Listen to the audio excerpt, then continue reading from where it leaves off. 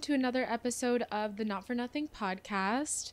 Sarah wanted to sing a little intro for us today. Not for nothing. So yeah, let us know if you like that one, and we're gonna keep workshopping that. Yeah. All right, so when you were a kid, what CD-ROMs did you have? Remember the CD-ROM? Yeah, I was big on the CD-ROMs. Yeah, because like you said that you were kind of a little bit restricted from the internet when you were Yeah. a kid. I was as well. Like as much control as possible as my parents could have over our internet activity, they did. To the point where we weren't even allowed to use LimeWire.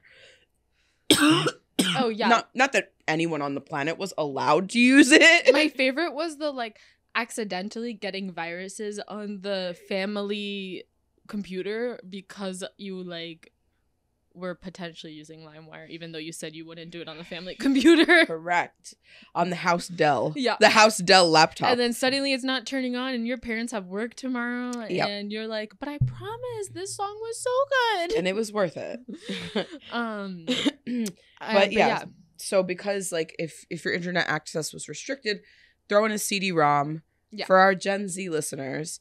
If we have any. So it looks like a circle. It's a CD. Think of a donut that's been pressed and it's made out of this glass plasticky metal thing. This plastic that looks like a mirror and an oil spill. And so what you do is you press a button, and usually a disc tray will pop out of what is called a desktop computer, and you would load such CD and then just load it back in. Sometimes it would not accept the CD and come right back out because if your CD was scratched. I don't know if that's ever happened to you. I think it has. And so it would come back out. I remember it kind of like a vending machine says no to your dollar. Oh yeah. Oh. You know, it would be like meh, meh. Yeah. I don't remember what would happen when you got a scratch on the CD-ROM, but I do remember what would happen on the CD player. I remember music skipping, but I'm I can't imagine visually what would happen on a CD-ROM. Imagine it glitching. It just crashed. Okay, the whole application. Yeah, it would just crash. Yeah, it would. I don't think kids realize just how chill the internet is now in terms of getting on. We used to have to do a lot, and that is definitely aging us. But there was a time where there was not Google.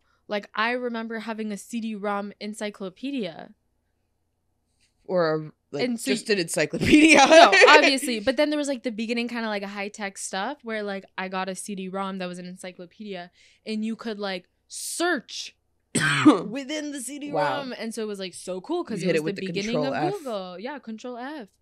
But then this was my favorite one, was Jumpstart. I don't know if you ever had this one. Never heard of it. It was incredible.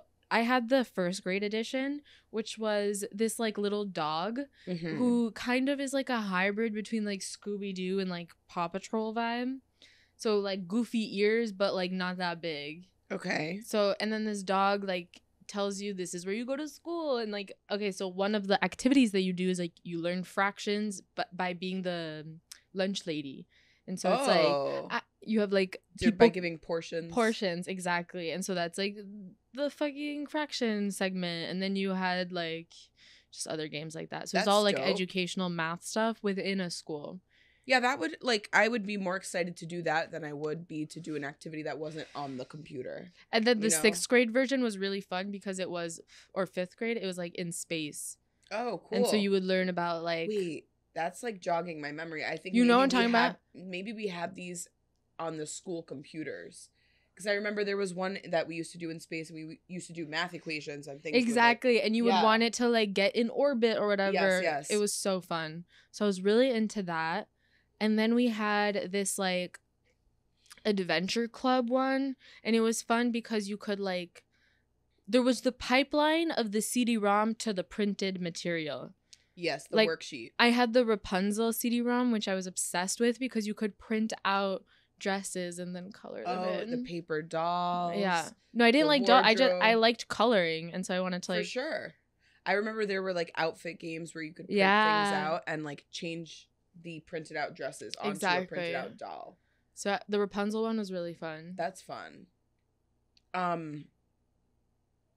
So I remember on Barbie.com, this is not necessarily related to the CD-ROM, But like there used I to think be, I had a Barbie CD-ROM too. I think there definitely was. They existed. Yeah. But I remember like on the Barbie.com website you could do a lot of free games. I used to do a lot of Barbie.com games. I was a sicko. There was the makeup games. There was the makeup games. You could paint the nails. Yeah. I remember also you could and you paint could nails print on DisneyChannel.com. But you could also print the hands and then also. Oh, that's cool. I never had a printer growing up either.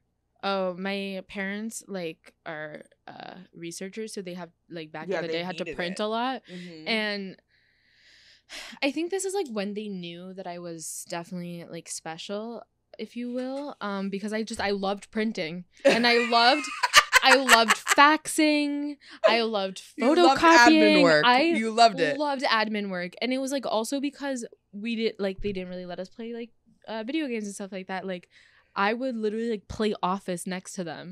Yeah, and, like you also mirrored them. Yeah, a bit. I would like put Post-its on like blank sheets and pretend to highlight random words, and then like photocopy the sheet exactly. with the Post-it on it. Oh, I have to photocopy with my edits. That's actually hysterical. So big on the printing. Well, so me and my sister used to hack into Barbie.com accounts. So for what reason? Like there was no incentive. We just wanted to see if we could. And I remembered we guessed a random username. We would use username like pillow. You know what I mean? And we would take that word and then try to guess the password using the password hints. So it would be like every like idiot kid would be like, so the pillow username password. And then you go to the hint and it's like, what's your favorite food? And we'd be like, pizza. And it always was. So we were able to hack in and just check things out on their account, which was cool back then. I do want to ask you a question that I can relate to the CD-ROM sphere here. I had one CD-ROM that it scared the ever-living shit out of me and my sister. Wait, but also, do we know what CD-ROM stands for? What is the ROM? What is the CD? The CD is the CD. No, it's an acronym. Well, CD is probably an acronym for something technological. CD-ROM. Compact disc, read-only memory.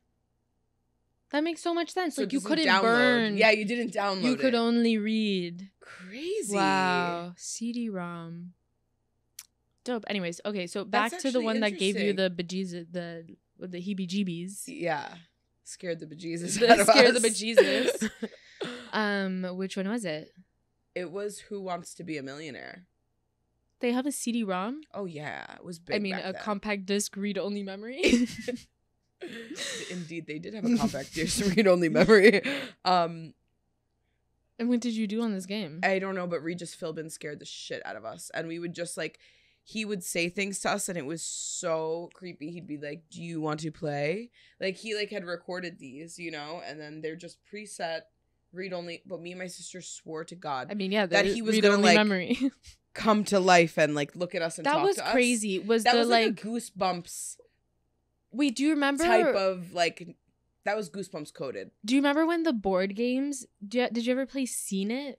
It was like a board game that had a compact disc read-only memory associated with it. There was another one that scared me. And Nancy Drew. Yeah, there was a clue. Like there was this time where it started becoming interactive with the game you were doing on the outside. Yeah. With the inside. The game you're doing on the outside, the physical board game. Yeah, like Seen It, you would put it on the DVD, but like act out the stuff. Oh. It was like trivia kind of thing, like Trivial Pursuit on the television. But it didn't really need to be on the television. You just because it was movie themed, modern tech. Yeah, they were like they played commercials and stuff in it. And then they were also like, yeah, we just discovered the compact disc, so we must include it in everything. Come out with one. Yeah, everyone's doing it. So yeah, I. When did it happen for you that you went from this CD-ROM to like the kid CD-ROM to The Sims? Yeah, that's a funny thing about me. I never, for some reason, my family never bought us The Sims. Probably because it would require. It was expensive. It was expensive. It was expensive. We shared one Dell laptop among the 4 members of my family. Yeah. And we had to do some of our homework on the computer. That was when the world was shifting into like build a web page from scratch, code it, and that's your 6th grade project. You know what I'm saying? Like, it became a thing where we had to use the computer more. We had to fight over it to write our papers just to go to school the next day. So you were not a Sims person. I don't feel like I was, and but I would play The Sims at my friends' houses. Yeah, exactly. So, like, whenever I had the opportunity, I'm like, can I make my character on your account? That's how it was in the beginning. And then somebody gifted my sister for her bat mitzvah one of the Sims CDs. And that changed everything. Because my sister and I would, like, play together. Like, I would get to, like, sit next to her and watch her play. She's like, we would play together, but the little sister translation to that. Like, even my chair was more rickety than hers, you know? You're like, I got to observe. Yeah, I got to just, like, watch her. But it was fun. I love hanging out with my sister. And then she eventually graduated. And then she had a boyfriend who definitely wanted to, like, make good with me. And so gave me one of the Sims that he didn't want anymore. An old Sims? Yeah, so it was pretty cool. Very nice. Yeah. I really liked being able to make the houses and, like, decide. Again, my parents must have known, this bitch is weird. At what age did you first use the woo-woo feature? What's the... Oh.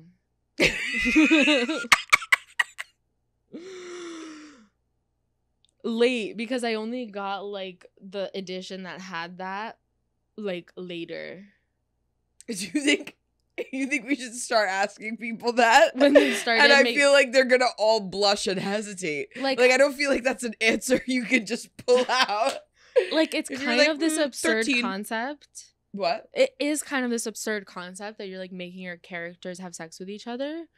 But, like, everyone does it. But everyone does it. And everyone then also you, like, want them to get pregnant. Exactly. You want to... it's the game of life. It's so weird. But it's definitely... It's the on-screen adaptation. Just like we discussed It's the CD-ROM for the game of life. It is. But I had a friend in, like, elementary school who was definitely, like, at the time, I thought she was just, like, you know, kind of quiet and weird. But then she would always, like, kill her Sims, but, like, in such a, like, gruesome way. She'd be like, let me build a pool and then remove the ladder. And or, like, make them go outside during a thunderstorm. Yeah, again, my edition did not have weather. Oh, okay. I think I had, like, Sims 1. Not that I know if any of them had weather, but I feel like that was, like, a way to die. Oh, no. Oh, my Sim got struck by lightning. Like, people, she would just, like, would say, like, she would just, like, make a kitchen and then, like, remove all the fire detectors. Dark. And now I, like, don't know what she's up to. So honestly, precursor. I think who you are as a Sims player says a lot about who you are today. Yeah. They should have kids play Sims so you could weed out the psychos early. Did you play any other video games growing up? No. I wasn't really allowed to play video games, right? So, but one year I was gifted, like, a Nintendo 3DS. And what's that? What did it look like? The one like? with the 2 screens? The one that had the little touch screen? With the little stylus? The wider one. Wider with 2 screens. Am I correct? Actually, what was it called? Nintendo 3DS. It was, like, silver and compact little shell thing. You open it like a little Polly Pocket, and it's, like, wide, and there was controls on both sides. It's kind of like what a Switch looked like if a Switch had a second screen. Yeah, I had the little stylus. Yeah, yes, it did. Yeah, okay. But it wasn't the square version. No, but it's like with the little pen. Yeah, I remember this one. Beautiful. This one was like the. It was the one of the time. That one did well. It did very well. So I had one of those that was gifted to me by my aunt, and we were given, like, one game with it. Did you have, like, the dog game? No, Nintendogs. That's all I wanted. All I wanted was to have the Nintendo so I could have a dog or a cat and, like, be able to take care of it digitally. Yeah, because you're a New York kid and you couldn't have a pet. You couldn't even have a digital one. How messed up is that? So rude.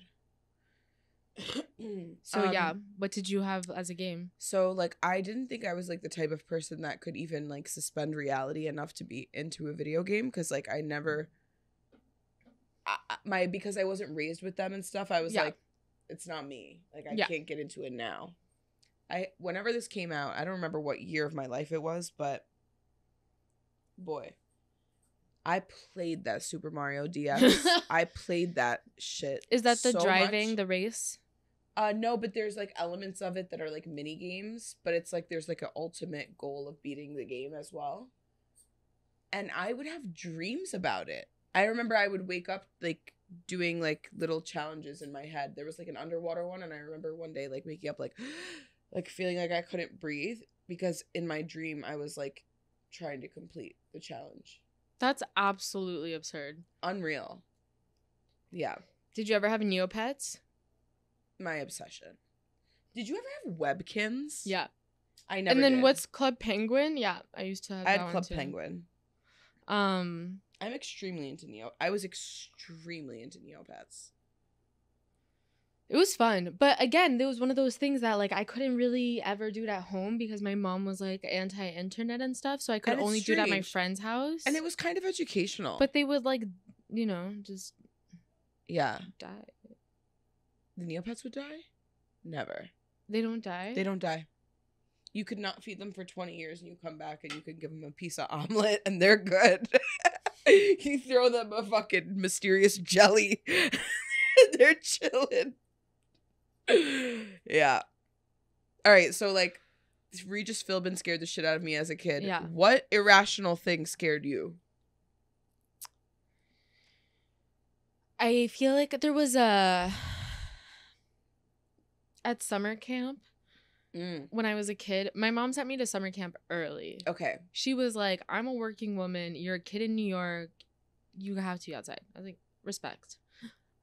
But I was 4. And she starts shuddering. I was 4 years old. And it was this camp in Bear Mountain, like in Jersey-ish. Okay. And one of the counselors was like a teenager, like thinks it's so cool to tell us the story about Bloody Mary and how if you like go in the mirror and spin, you're gonna like see the writing. And then they do this like demo in this like cabin in the woods that's abandoned, and they like they hid the writing and stuff. And I refused to go to the bathroom alone for like a good week when I got home. Like I had to have the door open, like, or like I would make my sister like be next to the door, like not inside, but I would be like, watch the door. Yeah, watch the door of our own home. And then like I couldn't flush, and like I would have to run out of the bathroom quickly before turning the lights off. Okay. I don't know if you heard my question. I asked you what your biggest irrational fear was. I guess, sorry, that was my biggest rational fear. Irrational fear. It was very real. Irrational fear. Yeah. I gotta say. Also, my mom thought predisposing me and my sister to the Chucky movies would make us not afraid of scary movies. I don't know why she did that. Yeah. Because, like, it was... I would say my sister's still struggling with it. She really, really, really hates, like, Furbies and dolls. And I remember... You know it's bad when a scary movie, like, in your own home, like, running from the bathroom is one thing. Yeah. Have you ever been scared of a scary movie in school? No. That happened to me after watching the Chucky movie. Why at school? I don't remember. I was in the auditorium and it was hella dark and I was like, yo, Chucky could be here too. Like, it's not just my house that he could get me in. He could get me while I'm out here. In this dark auditorium. That's terrifying. Yep. Yeah, this was like a big one for a while, and I would say it's definitely a rational one too, but I would watch the news, like New York 1 with my mom before going to bed, because that was the only, like, not in the morning? At all times. But she would be watching the news at night, and if I wanted to watch TV or like hang out past my bedtime, like you can if you're like getting educated. Right. But there's always like, it was also the 90s, a little different, rapist on the loose in Central Park, and then I'm like, oh my god, what does rapist mean? You asked that? Yeah, and then they like tried to explain it to me, and then I was like just terrified, and I think that's like where my fear of men began. Wow.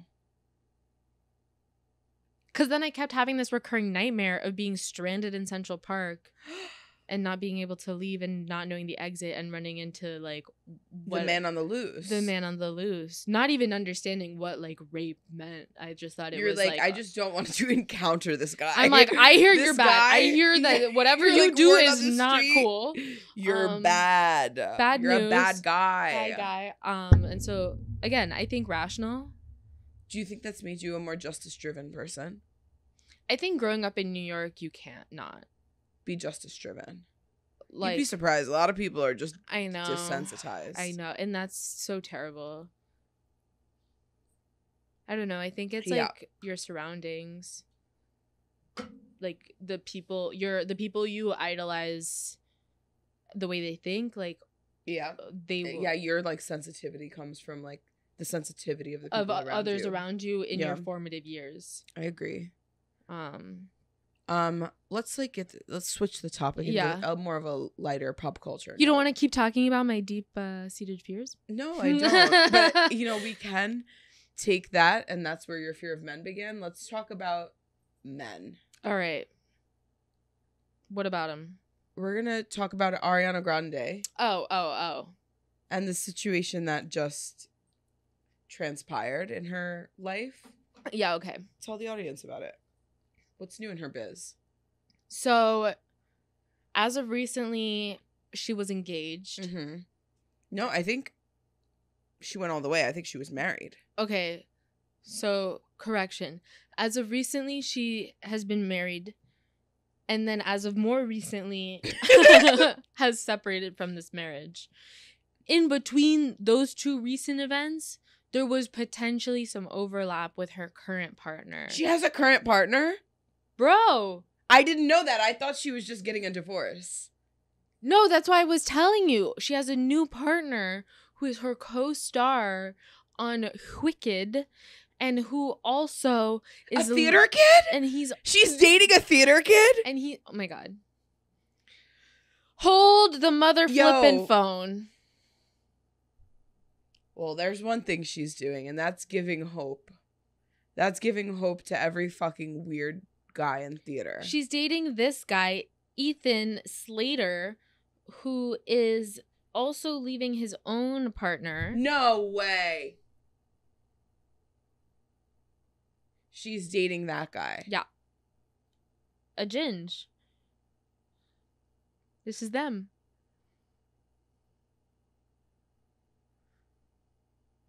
So yeah. So yeah.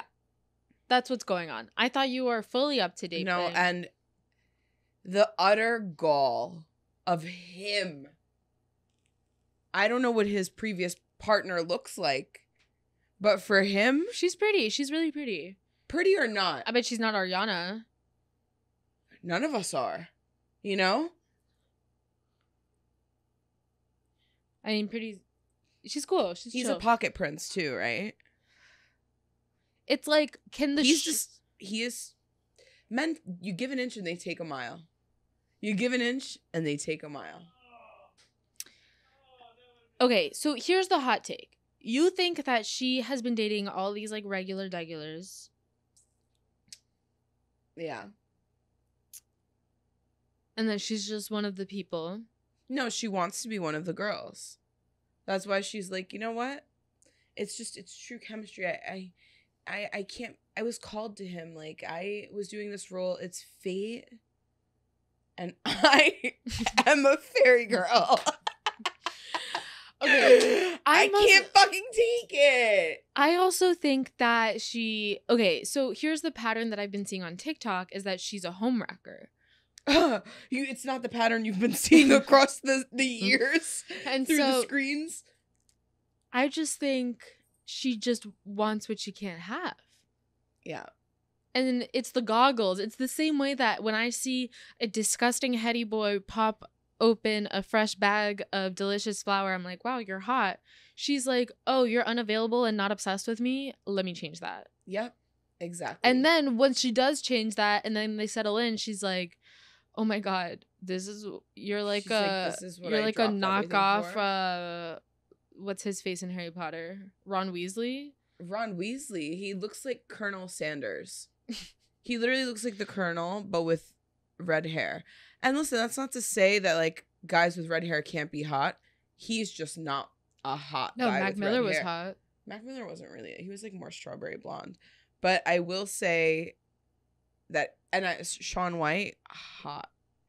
But so hot. So hot. So hot. I used to be so obsessed with Shaun White. And he's only gotten hotter. And Ron Weasley, to be honest. And you know he's dating and like more serious with Nina Dobrev. Really? Yeah, Vampire Diaries. And she's universally hot. She's like they're known. Do you not follow them on TikTok? No, I don't. They're like the hottest couple on TikTok. They're so cute. They keep doing they do like cute little stuff for each other. It's very okay. You cute. see, guys, we're not haters about every couple. That's a hot couple. That's a hot couple. It's supportive. It's beautiful. But Ariana, what are you doing? Sister, what are you doing here? What are you doing here? You don't need to be part of every conversation. And when we say, what are we doing here? We mean, what are you doing here?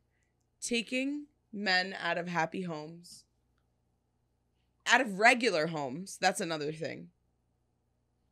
Because you're making men feel exceptional now. You're making them feel like they can all do it. It's really, it feels... And they can't. None, ew. Like, I don't like that. She did a disservice to society. Exactly. I don't like that. What that does for the overall male ego. Like, look at Pete Davidson now. He everywhere. Washed though. I know, but like, I feel like the correlation between brand deals and relationship exponentially increased for him post. Oh yeah, I mean his personal life. That's what I'm saying. But I'm like, are they paying you for the career boost you're giving these men? I think she's paying in a different way. Yeah, but she deserves better. She deserves a lot better. And just remember, it just feels like she doesn't... You lose them how you got them.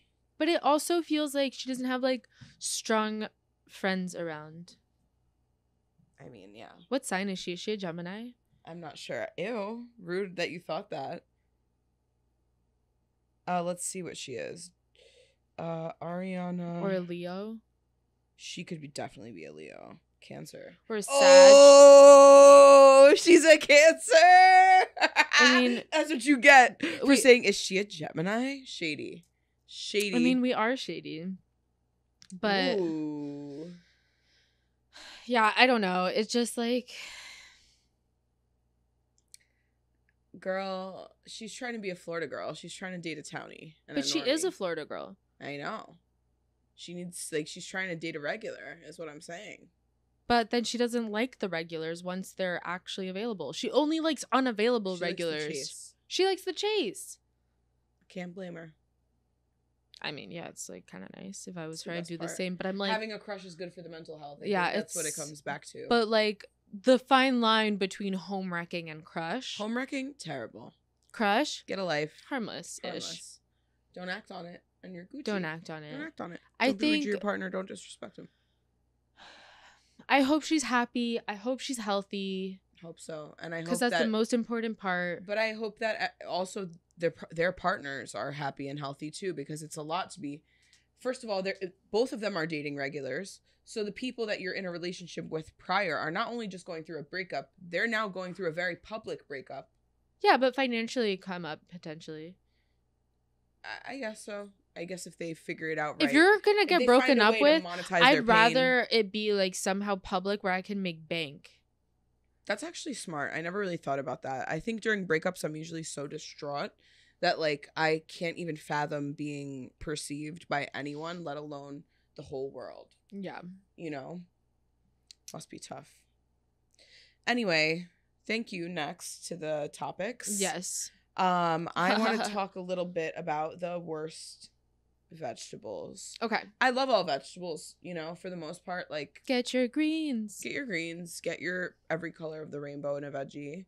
If you think you don't like vegetables, there's probably a way to prepare it where you will like it. But worst vegetables, you want to say our answer on 3? Okay, wait, hold on. Okay, I have it. We'll start 3. Okay. 3, 2, 1. Reminisce. Isn't that just like sharp lettuce again? No, it's a crossover between cauliflower and broccoli. Oh, it's like kind of neon green almost. Yeah, and it kind of looks like dinosaur shit. Yeah, it does. Why I never tried it. Is it bad? It's just a little bitter. Oh. Okay. I don't like it.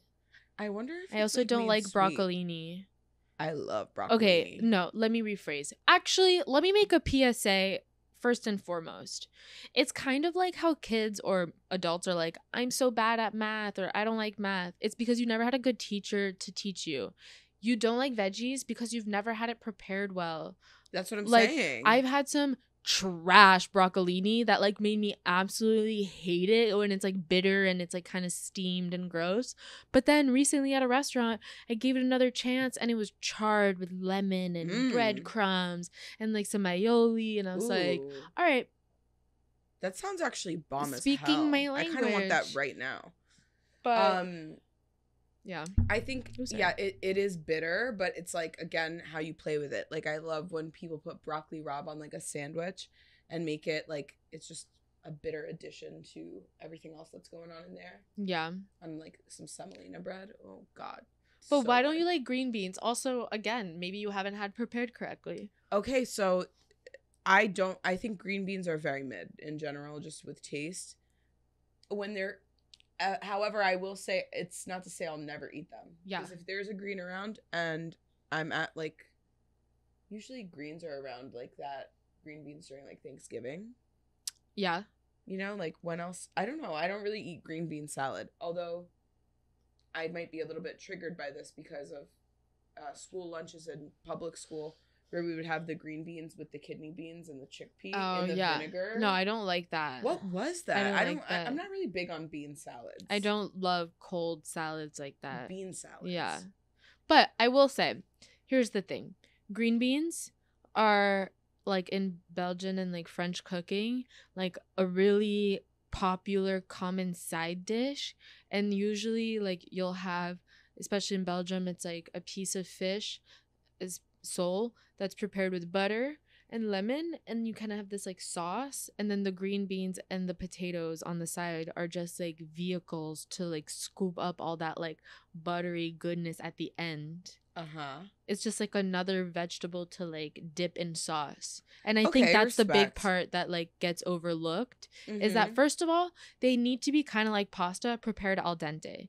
I agree with you. You can't have a soggy green bean. It needs to have some crunch to it. It still needs to have some body to it. You also, oh my freaking God, you are allowed to season green beans. It's okay. I know. Please add some goddamn salt.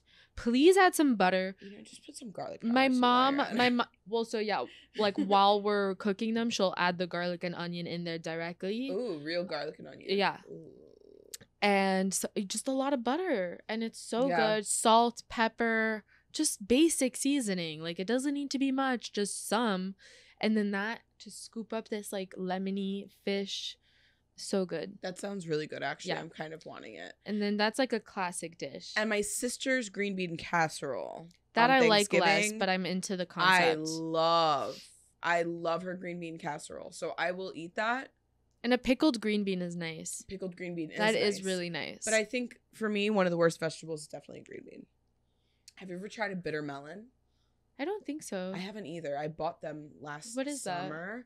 It's a vegetable, and it kind of looks like a little bit like a star. It's a very strange shape. Okay. But I want to like try them again. I want to give it another chance. I also want to make kimchi out of things that are not cabbage. Yeah. Like watermelon rind. I've been seeing the watermelon rind kimchi. I really want that badly. Like, I want the coolness really good. Of a watermelon. Have you also ever tried the moldy tofu? Moldy? Yeah, have you seen this? Not the fermented soybeans. Not natto. No. It's like cubes of tofu that are purposefully made to be like left to create like this mold to it. That then, like, they'll put in this, like, clay pot in the dark, create the mold, and then they'll mix it in this, like, hot chili sauce, kind of, like, similar to kimchi seasoning, and then they'll jar it, and then apparently it's a delicacy, and it looks absolutely phenomenal. If I can find that, which I think I will be able to, when I get home, we should try it. It looks absolutely texturally so incredible, and also, like, I don't know. I went to Hot Pot the other day, and at this spot that I went to, they had like their sauce bar was like the best sauce bar I've seen in any hot pot that. spot. And I got kimchi on the side, which was like also there as an option. And I love when the kimchi is randomly present. Thank you. Like, thank you. You gave me rice. I'm never unhappy. I have hot pot, and I'm going to eat kimchi with it because it's there. It might not be culturally the same. It might not be what you're supposed to eat with, whatever. I'm like, it's dank. Oh, it's just like you could eat sauerkraut with anything kimchi doesn't go with. Exactly. I'm always down for a vinegary side. Yeah, I love it. Ooh, barbecue. I love barbecue. And recently in LA, it's like all the like kimchi style stuff. Oh my God, like, love. Incredible. But like, I had the best daikon kimchi. It was so good, girl. I could eat like a bowl of daikon kimchi and be like, girl, dinner. I'm getting so hungry on this podcast. Right? But this has been incredible. Thank you so much for joining. We're gonna work on our out jingle as well. We'll work on our outro. Yeah, follow us on social at Not For Nothing Pod across platforms. And I'm Natasha. And you I'm can Sarah. follow me at Natasha PRZ. You can follow me at How Can I Help You? See you on Tuesday. Goodbye. Bye.